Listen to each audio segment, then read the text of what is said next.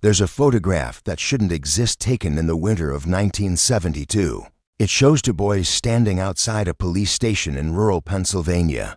Their faces are blank, not scared, not relieved, just empty, like something had been carved out from the inside. The detective who took that photograph kept it in his desk drawer for 31 years. He never showed it to anyone. When he died in 2003, his daughter found it with a note paper clip up to the back. It said only this: "They told the truth. That's what destroyed everything." For 53 years, the case of the Reeves Boys has remained one of the most disturbing mysteries in American criminal history. Not because of what happened to them, but because of what they said happened.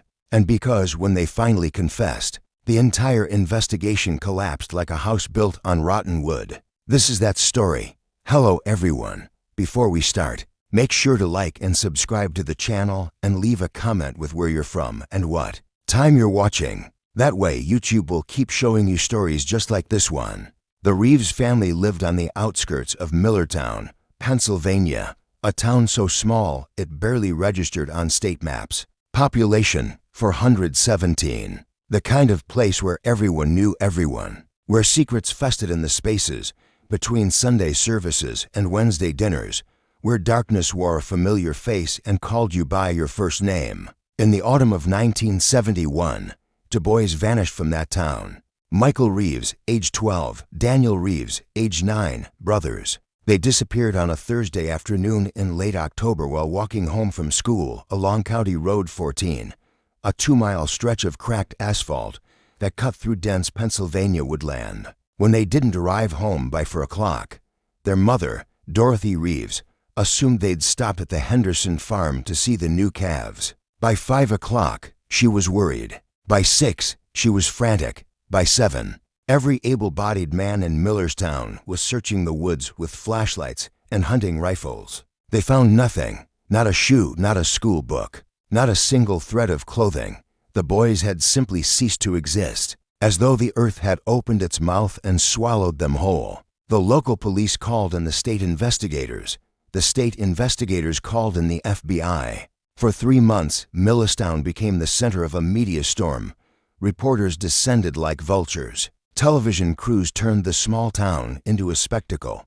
Dorothy Reeves appeared on the evening news, her face hollowed out by grief, begging whoever had taken her sons to bring them home. But as winter deepened and the snow began to fall, the searches became less frequent.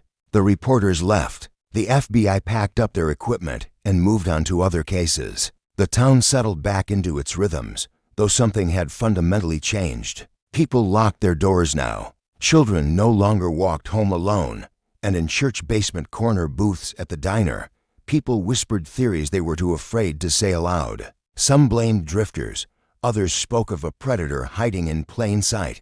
A few, in hushed voices, mentioned the old Chamberlain property, abandoned since 1959, where local teenagers swore they'd heard screaming on moonless nights. The official investigation went cold, but the town's wounds stayed open, raw, and infected. Then, on January 18, 1972, 91 days after their disappearance, the Reeves boys walked out of the woods. Not stumbled, not crawled, walked. A dairy farmer named Ernest Kowalski spotted them at dawn moving single file along the tree line, bordering his property about 7 miles north of where they'd vanished. He later told investigators that what struck him wasn't that 2 missing children had suddenly appeared. It was the way they moved. Methodical, synchronized like soldiers on patrol. He called out to them. They didn't run toward him. They didn't react at all. They just kept walking, their eyes fixed straight ahead until they reached the county road. Then they stopped and waited. When the police arrived 20 minutes later, the boys were sitting side by side on the shoulder of the road, their hands folded in their laps. They were wearing the same clothes they disappeared in, though the fabric was rotted and torn, stained with things the officers didn't want to identify. Their hair had grown wild. Their fingernails were black crescents of dirt. But physically, medically, they appeared unharmed. No visible injuries, no signs of sexual assault, no evidence of starvation or dehydration. According to the preliminary medical examination, they were in remarkably good health. Considering they'd been missing in the dead of winter for 3 months, the town erupted in Celebration. Church bells rang. Dorothy Reeves collapsed in the hospital hallway when she saw her sons sobbing so hard she couldn't breathe. The local newspaper ran a headline that read, "Miracle in Millertown." The story was picked up nationally for 48 hours. It was the feel-good story America desperately needed. A ray of light in an era darkened by Vietnam and Watergate, and a growing sense that something in the country had broken and couldn't be fixed. But the police knew better because the boys weren't talking. Not to their mother, not to the doctors, not to anyone. They sat in their hospital beds, side by side, staring at the wall with those same empty expressions Ernest Kowalski had seen when Dorothy tried to embrace them. They tolerated it with the passive acceptance of mannequins being posed. When asked where they'd been, they said nothing. When shown photographs of local men suspects the police had quietly been monitoring, they showed no recognition, no fear, no response at all. The FBI agents who'd worked the case returned to Millertown. Child psychologists were brought in. From Philadelphia, the boys were separated, interviewed individually in rooms designed to feel safe and non-threatening. Still nothing. Days passed, then a week. The celebration curdled into confusion, then frustration, then something darker, because the longer the boys remained silent, the more people began to suspect that maybe they'd never been taken at all. Maybe they'd run away. Maybe this was all some elaborate hoax. The mood in Millertown shifted. The miracle turned sour. And then on February 3, 1972, 16 days after they'd emerged from the woods, Michael Reeves began to speak. What he said would unravel everything. Not just the investigation, not just the town, but the very possibility of understanding what had happened in those woods. The interview was conducted by FBI Special Agent Howard Brennan, a veteran interrogator with 17 years of experience in crimes against children. He'd worked cases that would have broken lesser men. He'd sat across from monsters and never flinched, but according to his own notes, later sealed in federal archives until 2015, nothing had prepared him for Michael Reeves. The boy sat perfectly still in the interview room, his hands resting flat on the table. Agent Brennan began with simple questions. Are you hungry? Are you comfortable? Do you know where you are? Michael answered each one with a single word. No. Yes. His voice was flat, mechanical, like he was reading from a script he'd memorized but didn't understand. Brennan tried a different approach. He asked about school, about friends, about the things 12-year-old boys typically cared about. Michael responded, but there was no life in his words, no personality. It was like interviewing a recording. Then Brennan asked the question he'd been building toward. Michael, can you tell me where you were? Can you tell me who took you? The boy's expression didn't change, but his eyes shifted just slightly to meet Brennan's gaze. And he said in that same hollow voice, we were never taken. We went willingly. Brennan paused the interview. He needed clarification. What did that mean, willingly? Where did they go? Michael's answer came without hesitation, without emotion, like he was reciting facts from a textbook. We went to the place beneath the Chamberlain house. We went because we were invited. We stayed because we wanted to learn. The Chamberlain house. For decades, it had been the subject of local legend, the kind of story teenagers told each other to prove their courage. It had been abandoned since 1959, when the last of the Chamberlain family, a reclusive old woman named Vera, had died alone in the house. No one had claimed the property. It had simply been left to rot, swallowed by the forest. Kids said it was haunted. They said if you went inside on certain nights, you could hear voices coming from below the floorboards. They said Vera Chamberlain had done things in that house, rituals, ceremonies that decent people didn't talk about. But those were just stories. Ghost tales, small-town folklore, weren't they? Brennan asked Michael to explain. What did he mean by the place beneath? What did he mean by invited? Who invited them? The boy tilted his head, slightly, as if considering how to translate something complex into language Brennan might understand.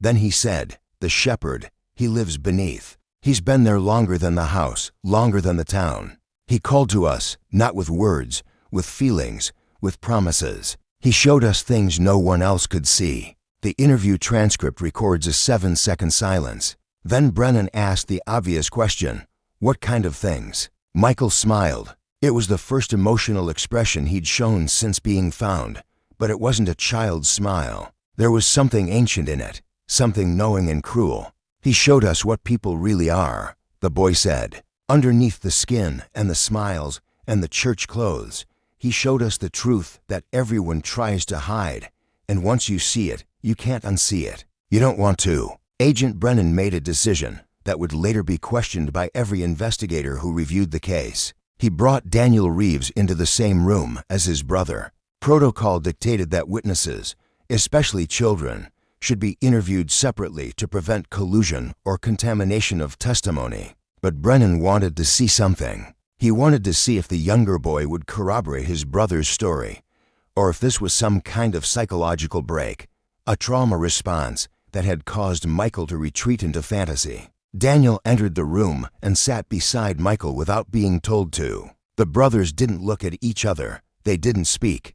They simply sat, their postures identical, their hands placed in exactly the same position on the table.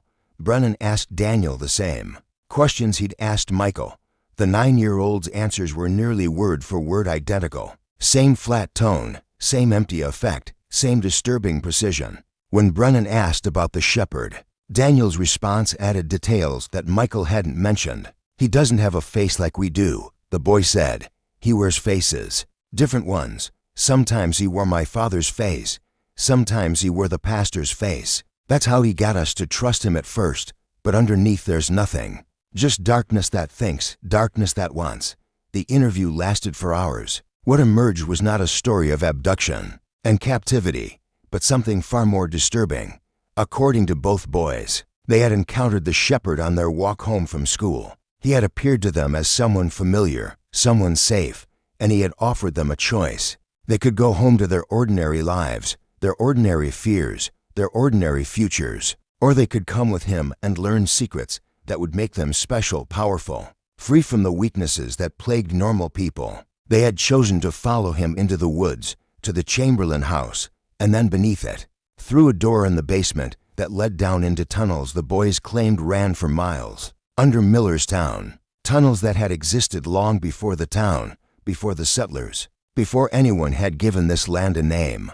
In those tunnels, the shepherd had taught them things: how to see in complete darkness, how to quiet their minds until they couldn't feel pain or fear or cold, how to understand the language that existed before human language, the sounds that animals made in the moments before death, and he had shown them the others. According to the boys, they weren't alone down there. There were other children, some recent, some very old, some who could still remember their names and where they'd come from, others who had forgotten everything except the lessons the shepherd taught. The boys described them in clinical detail: a girl in a blue dress whose skin had gone translucent, a boy with no eyes who could still see better than anyone, twins who had learned to share a single heartbeat between them. When Brennan asked why they had come back, why they had left the tunnels after 91 days, both boys gave the same answer. The shepherd said we were ready. He said we could go home now and show others the way. He said Millertown had given him children for a very long time, and it was our turn to help him gather more. The interview ended there. Brennan shut off the recording equipment and sat in silence for several minutes, staring at the two boys, who stared back at him with eyes that looked human, but felt like something else entirely. Later in his sealed report, he would write, "I do not believe these children are lying. I believe they are telling the truth as they understand it. That is what terrifies me." Within 24 hours of that interview, a tactical team was assembled. State police, FBI agents, and trauma psychologists descended on the abandoned Chamberlain property. They brought ground-penetrating radar, thermal imaging equipment, cadaver dogs, and enough lighting to turn night into day. The house itself was a rotting corpse of Victorian architecture, its windows like empty eye sockets, its porch sagging like a broken jaw. No one had lived there in 13 years. The front door hung open, swollen with moisture and time. The team entered at dawn. Inside, they found exactly what you'd expect from a house left to decay: collapsed ceilings, black mold spreading across walls like cancer, furniture decomposing into abstract shapes, raccoon nests and bird skeletons, and the smell of organic matter returning to the earth. They documented everything: photographed every room, and then they found the basement door. It was in the kitchen, hidden beneath a rug that had fused with the floorboards. The door was solid oak, reinforced with iron bands. That showed no rust despite the moisture. Strange. The team leader noted in his report that everything else in the house had succumbed to rot, but this door looked almost preserved. They opened it.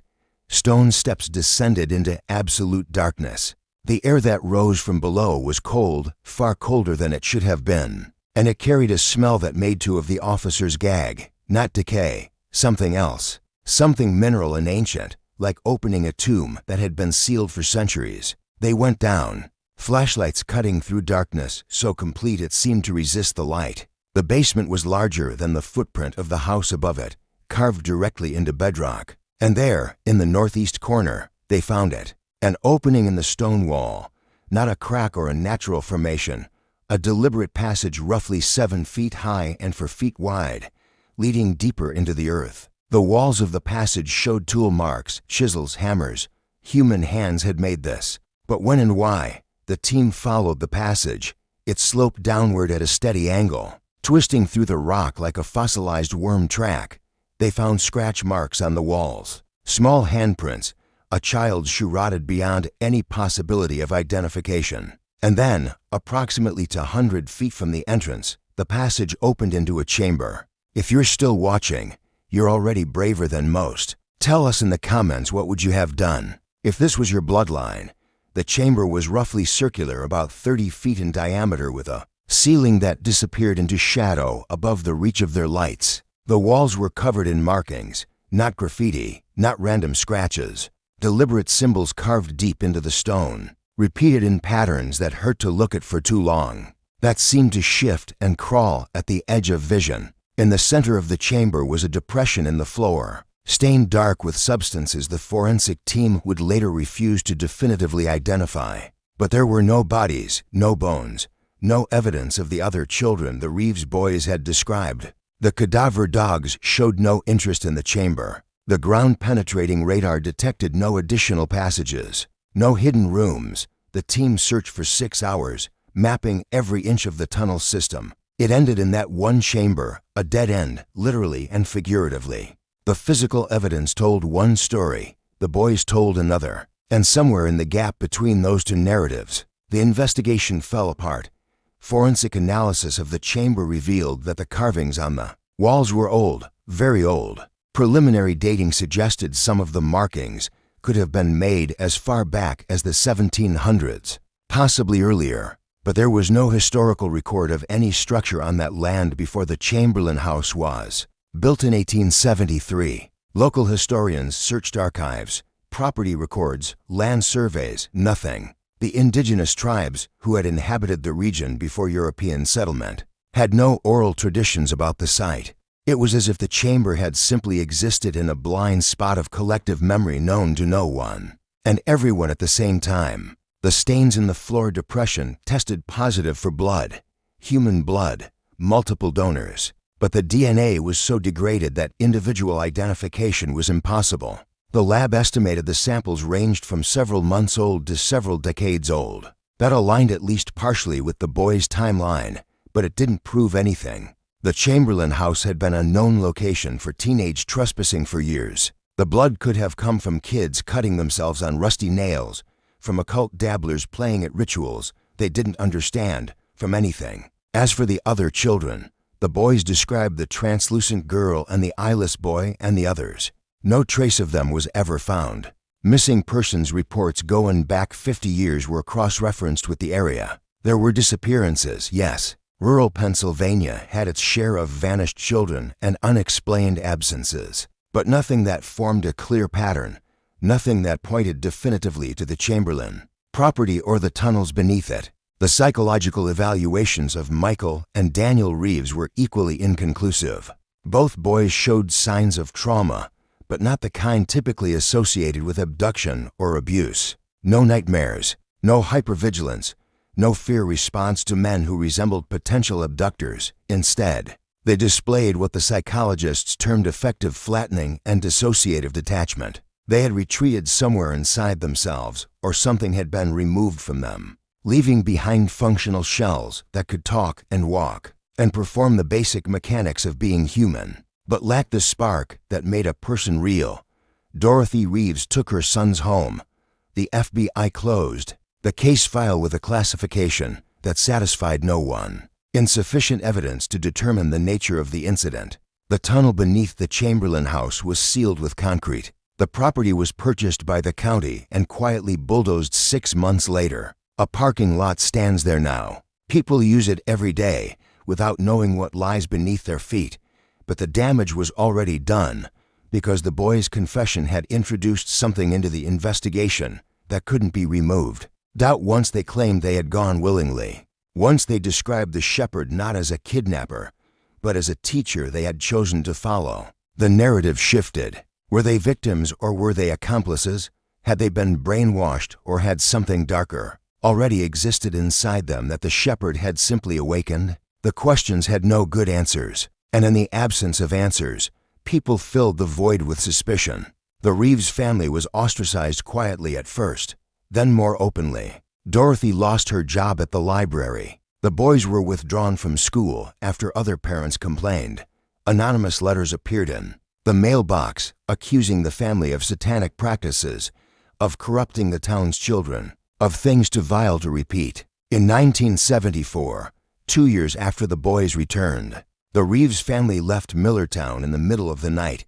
No forwarding address, no goodbye. They simply vanished, just as the boys had once vanished, but this time by choice, for 3 decades. The story of the Reeves boys faded into the category of unsolved mysteries that people occasionally remembered and then forgot again. The kind of case that gets mentioned in true crime forums and late-night documentaries, always presented with the same inconclusive shrug. Strange, isn't it? Creepy, right? But ultimately unknowable. The world moved on. Then in 2004, a private investigator named Caroline Webb began digging into the case. She'd grown up in a town 40 miles from Millerstown, and the story had haunted her since childhood. As an adult with resources and training, she decided to find out what had happened to the Reeves family after they disappeared from public record. It took her 18 months, but she found them, or rather, she found where they'd been. Dorothy Reeves had died in 1991 in a small town in Oregon, far from Pennsylvania, far from the memories. Cancer, according to the death certificate. But Webb tracked down the hospice nurse who'd cared for her in her final weeks. The nurse remembered Dorothy well, remembered how she'd asked again and again if her sons were in the room, even though they weren't. Even though, according to the nurse, they had never visited, not once. In her morphine dreams, Dorothy kept apologizing to someone who wasn't there, kept saying she should have known better, should have seen the signs earlier, should have stopped them before it was too late. Webb found Michael Reeves in 2005. He was 46 years old, living under a different name in rural Montana. He worked as a night security guard at a lumber mill, a job that required minimal human interaction. Webb approached him carefully, explained who she was and what she wanted. Michael agreed to meet with her exactly once. They sat in a diner at 2 o'clock in the morning. The only customers, under fluorescent lights that hummed like dying insects. Webb asked him the questions everyone had wanted answered for 33 years. What really happened in those tunnels? Was the shepherd real? Were the other children real? Michael stared at his coffee for a long time before answering. When he finally spoke, his voice still carried that same flat quality it had in 1972, as if some essential component of him had never returned from beneath the Chamberlain house. "You want me to tell you it was all trauma," he said. "Some kind of psychological break caused by a real abduction that we couldn't process. So, we invented a story to make sense of it. That's what the doctors wanted to believe. That's what everyone wanted to believe because the alternative is worse." Webb asked what the alternative was. Michael looked at her, then really looked at her, and she later wrote that his eyes were the most terrible thing she'd ever seen. Not because they were cruel or empty, but because they were awake, aware, and utterly resigned. "The alternative is that we told the truth." He said that there are places in this world where the rules we depend on don't apply, where things exist that are older than our ability to understand them, where something has been feeding on children for longer than America has had a name. And it's still down there, still waiting, still calling. The alternative is that Daniel and I heard that call and we answered it and we learned things that human beings aren't supposed to know, and now we have to live the rest of our lives pretending we didn't. Webb asked if he'd stayed in contact with his brother. Michael shook his head. Daniel made a different choice than I did, he said. I came back to the surface world and tried to forget. He went back. The investigator's notes recorded her next question, though Michael never answered it. She asked when did Daniel go back. Michael just stood up, left money on the table for the coffee, and walked out into the Montana darkness. Webb never saw him again. 3 months later, Michael Reeves was found dead in his apartment. The official cause was listed as heart failure. He was 46 years old with no history of cardiac problems. Caroline Webb tried to locate Daniel Reeves. She searched for another 2 years following paper trails and dead ends and rumors. She never found him, but she did find something else. Between 1972 and 2007, there had been 9 disappearances of children in towns within a 100-mile radius of where Millertown used to be. 9 children who vanished without a trace, without witnesses, without explanation. All of them were between the ages of 8 and 13. All of them disappeared while walking alone on rural roads in the late afternoon. And in each case, in the weeks before the disappearance, other children in the town reported seeing a man who looked familiar but wrong.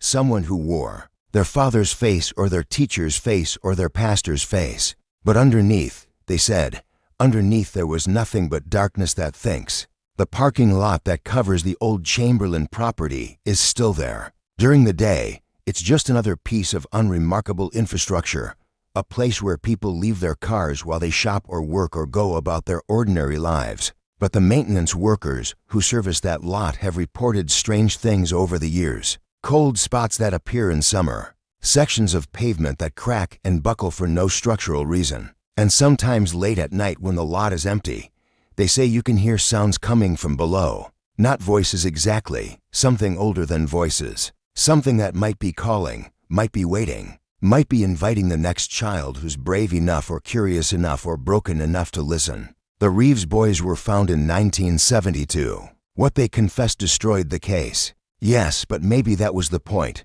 Maybe some truths are designed to destroy the investigations that uncover them. Maybe some doors once opened can never really be closed. And maybe somewhere in the darkness beneath the everyday world, something is still teaching its lessons to students we've simply stopped looking for. If you made it this far, you're part of a very small group who knows this story now. The question is, what will you do with it? Will you dismiss it as folklore, as tragedy filtered through trauma and time? Or will you wonder late at night when you hear unfamiliar sounds? If there are places in your own town where the ground goes deeper than the map show, where something patient and hungry has been waiting longer than your family tree has roots. Thank you for watching. If this story affected you, leave a comment below. Tell us what you think really happened to the Reeves boys. And if you're walking alone on a rural road someday and someone familiar calls your name from the tree line, remember this story. Remember that some invitations are designed to sound like rescue, like escape, like the answer to questions you didn't know you were asking. Until next time, stay curious, stay skeptical, and stay in the